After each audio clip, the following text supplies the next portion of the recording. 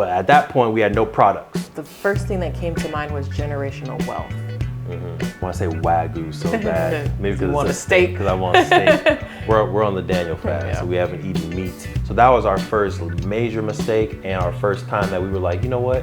Let's sit down and let's circle back to the branding. But a complete separation of health versus Black Wall Street, Black people.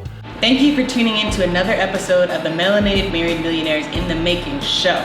King, where can I go to stay connected with us? Y'all can stay tapped into the show at them4show.com. That's them4show.com. And you can follow us on Instagram at them4show. Now, let's get into the episode.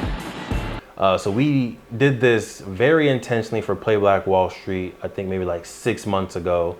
We went through and we built out our core ideology, which is your core kind of internal brand and identity as a business. And speaking of identity, if you don't know, my name is Devon Travell, creator of Black Wall Street, the board game, and co-host of the Melanated Married Millionaires in the Making podcast with my beautiful, amazing logistics queen herself. Please introduce yourself. What is up, everybody? My name is Sinclair, aka the Health Nerd. You are now tuned into the M4 show. If you're watching this for the first time, this particular episode, maybe you're driving, right? Maybe you're cleaning the kitchen, maybe you're going on a run. Don't worry, soak it all in. But I highly encourage you double back and take notes on this episode, all right? Because it's going to be a good one. So again, core ideology. The different components that make up your core ideology are going to be your core values as a business, right? What does your business stand for, regardless of making money, regardless of what your customers are saying? What does your business stand for as a personification of you and your collective founders and other people in the business? Now, getting into it, we've made some mistakes, y'all. And I think the first large mistake as business owners was our brand wasn't aligned with our product and with the perception of what the audience or what our customers thought we were going to be providing to them. And we started, if you don't know, in 2016, we started True Health Forever, and we have 4 health pillars. We had economic health, we had spiritual health, we had physical health, and we had social health. But at that point, we had no products. Right, so we were right out of college. We were like, we want to change the world. We want to make everybody healthy and give a healthy culture. We're gonna do huzzah, right? Huzzah! We're gonna do YouTube videos. We're gonna have masterminds. We're gonna do all this stuff. But at this point, we had no products. It was all YouTube. The first product that we created was Black Wall Street, the board game, in 2017. Right, so imagine it: True Health Forever website. All health related, holistic health. True Health Forever Instagram, all health related, holistic health. And then out of nowhere comes Black Wall Street, the board game. In our head, in our vision, it made sense. It fell under the economic health pillar. Right. It made perfect sense to us and to our vision. But to our customers, it was a complete bifurcation of complete separation, right, into 2 parts, bifurcation. Hopefully that's the correct definition, I'll be honest with you. But a complete separation of health versus Black Wall Street, Black people. A lot of folks were even confused. They were like, is True Health Forever even a Black owned company? Like, why are you doing Black Wall Street, the board game? People started asking for refunds from the game because they thought it was a health scam when they saw like True Health Forever on their credit card statement, but they had bought no supplements. So it was just a lot of struggle and I think resistance and friction. I think that's the word I want to use. It was a lot of friction to people supporting Black Wall Street, the board game, just because of the brand Play Black Wall Street. So that was our first major mistake and our first time that we were like, you know what? Let's sit down and let's circle back to the branding and what we're trying to actually do. And then that's where we came up with Play Black Wall Street, all right?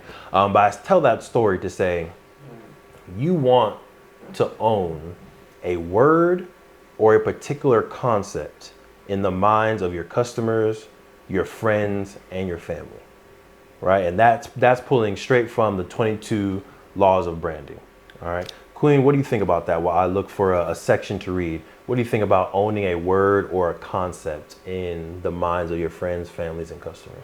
I think it's important because it allows you to be that go-to resource that people find when they are looking for Black history knowledge, when they're looking for a board game, when they're looking for real estate, when they're looking for, whatever your word is going to be. At least that's what I'm gathering from what you're saying, is they should associate you with this word. Yes. So that whenever this word comes up or whenever they're thinking about this, they now are coming to you as a resource to buy a product or to see what else you got going or to play your game or whatever it is. But it keeps that brand top of mind in the customer. Exactly, right? So we're pulling from chapter 5 of 22 Immutable Laws of Branding. And chapter 5 is called The Law of the Word, which sounds biblical. Right. It does sound biblical, but it's the law of the word. A brand should strive to own a word in the mind of their consumer. So a few examples. Kleenex. The ultimate word to own in the mind is the name of the category itself. When this happens, your brand becomes a generic brand. Kleenex is both the name of the brand and the name of the category. Lawyers hate generic brands, but the marketing people love them. The truth is, many brands become generic in mind, but few brands lose their trademark rights in the courtroom. All right, so that's one example. Let's see if we can find one more example. Let's go with ragu. I want to say wagyu so bad. Maybe because it's a steak. Because I want steak. We're on the Daniel fast, Yeah. so we haven't eaten meat in how many days has it been? What's the... Today's the 14th, 12? so it's been 12 days. I want some wagyu. But ragu, the spaghetti sauce leader, expanded its line to 6 different varieties. As a result, ragu became vulnerable to more focused competitors like Prego. Prego narrowed the focus to one type of spaghetti sauce. When you think of Prego, what do you think? What comes to your mind? I know you do homemade sauce, so you don't even buy It's it. like marinara sauce. Marinara sauce. So the word that Prego owns is thick. All right, so they have thick sauce. As a result, Prego was able to own the word thick in the mind and became a strong number 2 brand. All right. Now the word that we own, the concept that we own, I think, is Black Wall Street. Whenever anyone watches anything, and if it mentions Black Wall Street, I'm getting a text, I'm getting a call, right? So there's this new movie with Leonardo DiCaprio, something of the something moon. Something of the flower moon, but they mention Tulsa, they mention Black Wall Street and what happened. And I got family members, I got friends that are like, oh, bro, you definitely need to make sure you watch this movie because they mentioned Black Wall Street in Tulsa and I know you'll love it, right? Or when Watchmen was going on and it was very popular and they showed the race riots in a flashback of the episode of The Watchmen. Again, people are DMing me, calling me because they know we are associated with Black Wall Street. And to me, that means we're doing a great job. Yeah. Right? If people see Black Wall Street or it's mentioned and automatically they think of Devon and Sinclair, our branding is on point because in their mind, we own the concept of Black Wall Street. So you want your brand to own a word or a concept in the minds of your friends, family, and customers. So when opportunities come up, right? If someone's like, man, it's Black History Month. We want to do something about money and finances. Man, it would be great if we can get someone to talk about Black Wall Street. If one of our friends or families in that room, they're gonna be like, oh, I got the perfect people for you, right?